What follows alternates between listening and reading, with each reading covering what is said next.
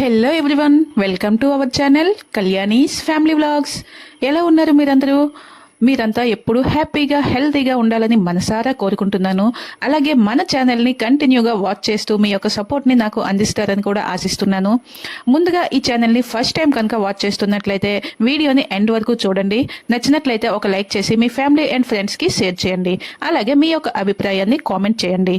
ఈ రోజు మన వీడియో ఏంటో చూస్తున్నారు కదా, సింపుల్ మంచి ఎగ్ కర్రీ అనమాట. ఇది half cut masala egg fry, చాలా టేస్టీగా ఉంటుంది.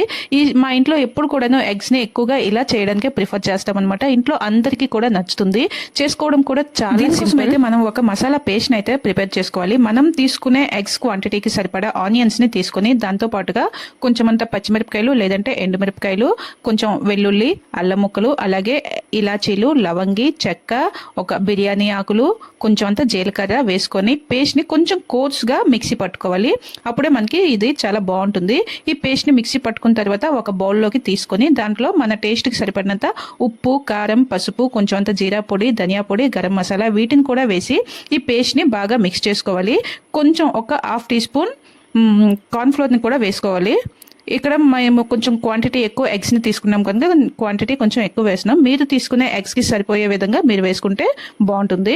చూస్తున్నారు కదా, మనకి అవసరమైనన్ని ఎగ్స్ని ముందుగా బాయిల్ చేసుకుని వీటిని బాయిల్ చేసేటప్పుడు కొంచెం అంత ఉప్పు వేసుకుని బాయిల్ చేసుకుంటే మనకి ఆ ఎగ్ అనేది కొంచెం హార్డ్గా బాగుంటుంది అనమాట. ఇలా బాయిల్ చేసుకున్న తర్వాత వాటి తొక్కల్ని తీసేసి ఎగ్స్ అన్నింటినీ కూడా ఇలా నీట్గా హాఫ్ కట్ చేసుకోవాలి. కట్ చేసుకుని ఎగ్స్ని మనం ఇలా ప్రిపేర్ చేసుకోవాలి. నేను ఇలా ఎగ్స్ని కట్ చేస్తున్నప్పుడే మా పిల్లలు వచ్చి ఏదో రీల్లో చూసారంట, తులిప్ ఫ్లవర్ లాగా ఎగ్ని కట్ చేశారు, నువ్వు ట్రై చేయనేసి అయితే చెప్పారు. నేను మధ్యలో ఆ పనిలో పడి నాకు ఈ కటింగ్ టైం కాస్త కొంచెం ఎక్కువైపోయింది.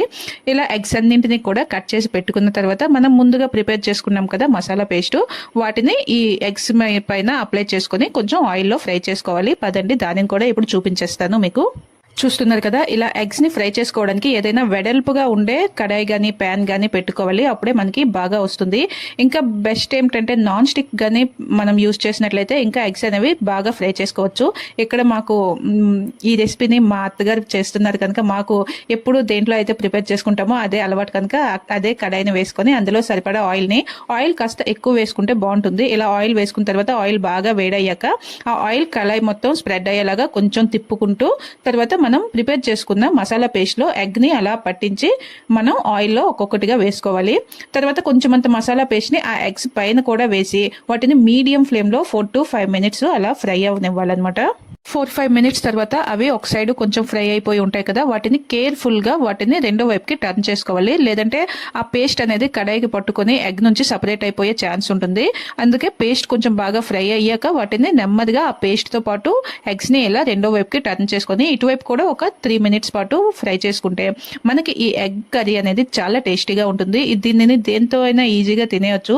ఇప్పుడిప్పుడే మనకి వర్షం కూడా స్టార్ట్ అవుతుంది కదా, అలా వర్షం పడుతున్నప్పుడు వేడి వేడి రైస్ తో గానీ రోటీస్ లోకి కానీ ఇలా లేదంటే ఫ్రైడ్ రైస్, బగారా రైస్ ఏది చేసుకున్నా కూడా ఇలా మసాలా ఎగ్ ఎప్పుడు కూడాను గ్రేవీస్, జ్యూస్, ఫ్రై కాకుండా ఇలా ఒకసారి ట్రై చేస్తే టేస్ట్ తో పాటు ఒక కొత్త రెసిపీ ట్రై చేసినట్టు కూడా ఉంటుంది.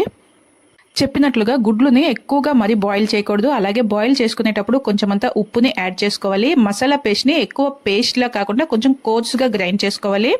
మిగిలిన మసాలాలన్నీ టేస్ట్ కి సరిపడా వేసుకొని నాన్ స్టిక్ ప్యాన్ లో అయితే కొంచెం మనం ఆయిల్ కూడా తక్కువ యూజ్ చేసే అవకాశం ఉంటుంది. అలాగే ఇవి అతుక్కోకుండా నీట్ గా ఎగ్ పీసులు అనేవి వస్తాయి. తప్పకుండా ట్రై చేయండి. మీకు నచ్చిందో లేదో రెసిపీ కామెంట్ కూడా చేయండి. అలాగే మన ఛానల్ని కంటిన్యూగా వాచ్ చేస్తూ మీ యొక్క సపోర్ట్ని అందిస్తారని ఆశిస్తున్నాను. మరొక మంచి ఇంట్రెస్టింగ్ వీడియోతో మళ్ళీ మీ ముందుకు వచ్చే వరకు చూస్తూనే ఉండండి Kalyani's family vlogs. Thank you for watching. Bye, take care.